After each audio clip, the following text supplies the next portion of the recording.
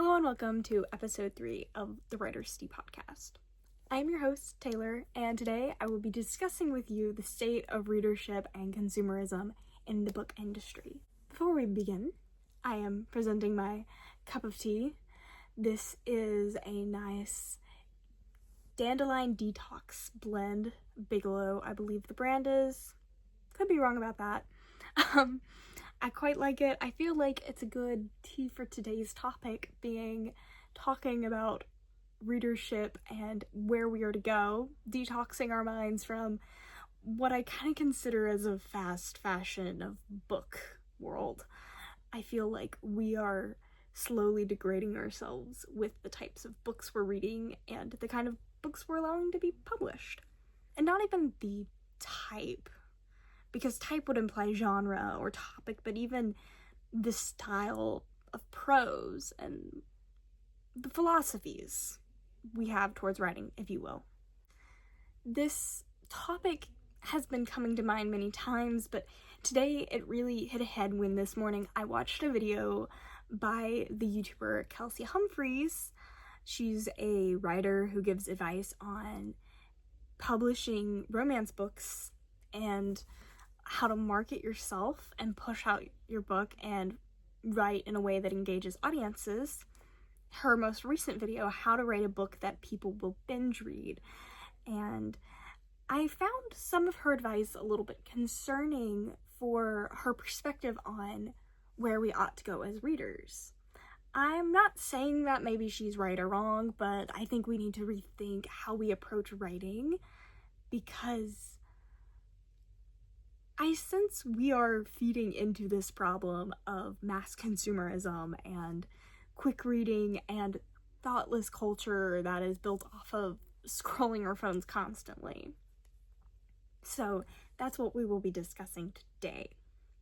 So what was Kelsey's philosophies on writing, you might ask? Well, she was explaining how we as people are losing our attention spans because we are consuming so much. And as writers, the best approach we have to getting books that sell is to writing to this audience. We need to adapt to where we are headed, which would mean books, naturally long-form content, she says, should be a little bit shorter, writing shorter chapters, writing shorter paragraphs, writing shorter sentences even, or at least varying it for some interest. No long blocks of text, none of that. She gives plenty of advice on how to do this, how to make chapters engaging, and yes, there is some idea that we should have our chapters ending on some sort of cliffhanger or encouragement to reading to the next chapter, because that is the point in writing, is to be engaging. But she also gives advice about first-person POV as more immersive than third-person, and other smaller details that are meant to engage the reader, and all well and good. She's appealing to this idea that we have to connect to our modern day audience by getting on their level. She says people look to books for escapism, so let's give them escapism and not much to think about. Let's give them easy to read fantasy worlds that aren't complicated to comprehend because people don't have the brain space. On some level, I entirely agree. As someone who just got done with my first semester of college, it is really, really hard to keep up with life. Life is crazy and busy, and our world is moving so fast right now that when we do want to stop to take a break for our hobbies, we want it to be restful. We don't want it to be complicated or meaty or gritty. But isn't that what books are for? And that's where I struggle. Because no, I haven't been reading much for pleasure lately. I've been reading for academic purposes. And now that I'm on a break, I've been able to read something which has been engaging and educational in some way. but didn't have the time or energy for that while I was busy with school and all of life's other extracurriculars that got thrown at me. So no, I wasn't reading much. And I didn't really want to. But for other people who have busy lives and want to read, it makes sense that they'd want to read something simple, quick, and easy, and repetitive, samey. It makes sense that we want something easy. The barrier to entry is a lot smaller. It's really hard to convince yourself to pick up a book. And that is where I understand her points, and it's very, very valid. Right now we live in a world where it's hard to convince ourselves to pick up a book because it's too much work. It's much easier to put on a TV show or whatever. And I think comfort reads are important. I don't think we should get rid of them, but the whole reading industry as a whole has become a comfort read. It feels, I know there are genuine good books that are still being released, and I don't want to downplay that, but we're seeing this pull toward the publishing industry favoring people who write the books that are carbon copies almost of what's before it. We're seeing an age where people are able to AI generate books and get them published, and all of this depressingness, this sad cloud over the world of literature and critical thinking and reading and all of this. And that's where I want to bring your attention to that I don't want us to be part of the problem, that we are pandering to an audience of people who don't want to use their minds, which is the problem. Ultimately, we want to turn off our brains, and it's good to turn off our brains in a responsible manner. And a responsible manner is the key word. But reading should, in some way, use your mind, even if it's in a really casual way. I don't want us as writers to start writing books that are attention-grabbing for the people who've lost their attention spans. It's really that we need to be encouraging ourselves and other people around us to rebuild those attention spans. That detox, if you will. Because ultimately, when was the last time a romantasy book made you think? I know they can. I know they have the capacity to do so. The genre itself is not bad. But in general, when do they make you think? When do they leave a lasting impression on you that lasts beyond the next 2 weeks? Or are we like everybody else, stuck in this hype of trying to read and read and read and read and read until our Goodreads, challenge, goal, or whatever gets to its 50 or 100 or 150? Do we even remember the books that we read? Did they even have an impact on us? Which is why, first and foremost, we need to be adjusting the way we read before we adjust the way we write. Because we need to slow down. We need to fix our own brains. We're living in an age that is so just information upon information, and there's so much coming at us that scrolling is even overwhelming, even if we think it's turning ourselves off.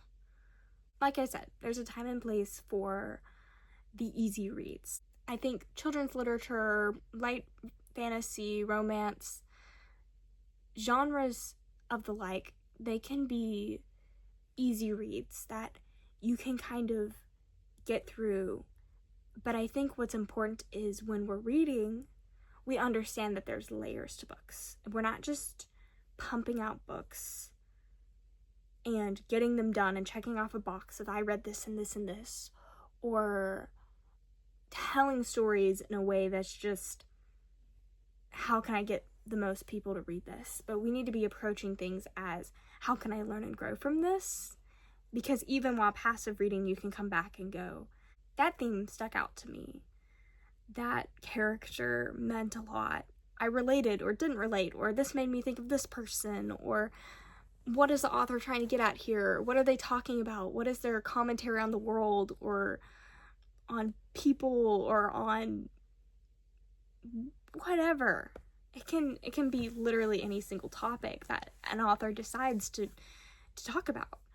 But when we're encouraging this fast fashion of books, it's not helpful to the mind. It might even be degrading to the mind that we're adapting our reading to fit our short attention spans instead of trying to fix the short attention span. Again, like I say, it's all circumstantial, because some of us are using all of our brain power when we're at school or work or doing whatever life situation has us in, and we need an escape. But there's a time and a place for escapism, and there's a time and a place for really good literature, and we shouldn't tell people that they can't write good literature because it's not going to make any money. We need to be encouraging people to read for the benefit of reading, because there's a lot of benefits for reading outside of just pure enjoyment and peace. Outside of this chaotic world we live in, books can teach us things about the world, can teach us things about ourselves, can teach us to think, to grapple with difficult situations in a safe manner. And that's what books are for. It's to take complex ideas and make them something manageable, something we can hold. And so when you're reading, read the fun little book, but then think about what it's saying. If you never think about what it's saying, that book's not going to mean anything to you. And why did you read it?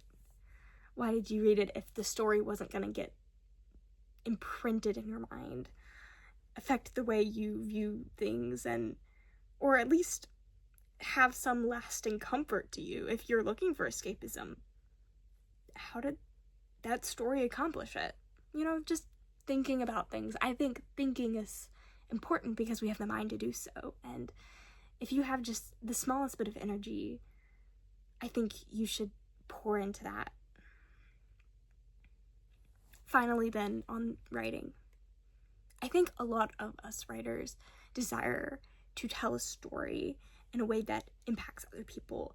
And if we are telling ourselves that we must comply to the way that the publishing industries want us to write, or the trends that other people are, or the trends that so many people are falling for and obsessing over in this one moment, it's here today and gone tomorrow, we're losing the point of writing if we're writing for other people. And if your story is escapism and that's important to you, then write about that. But you can have layers. That's the beauty of storytelling, is the amount of layers. It can be a very light and gentle story to read, but it can have so many good lessons in it. It can have so many hidden meanings, angles to analyze. So your writing process should even teach you something. The stories, the ways you're writing, your prose can be beautiful and long, and don't be afraid of people not reading it, because the people who need to read it will find it. And that, I think, is the perspective of writing we need to take on, is that we are pushing our books to the people who want to read them because there's an audience for them. We're not writing for the masses whose brains are rotting. And that's my goal. Because while I've been at a stagnant place where I haven't been writing anything, I really want to write something that impacts others and that makes one think. Because I like thinking, and I want other people to think too.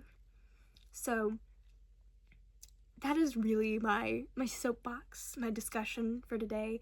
You can ponder it yourself. I would encourage you to chat with me about it in the comments, about your own views on the readership these days and the pros and cons of where we're headed. But ultimately, I would encourage you in everything you're doing to, if you can, please think.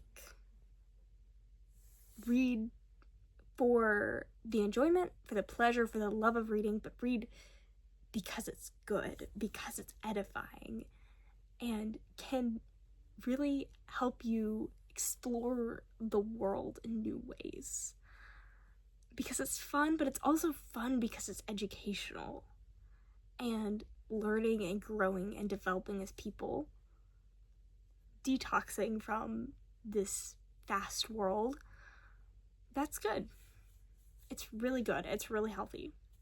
Anyway, that's all I had to say so far. If you're curious about the writing projects, nothing, nada, hardly anything.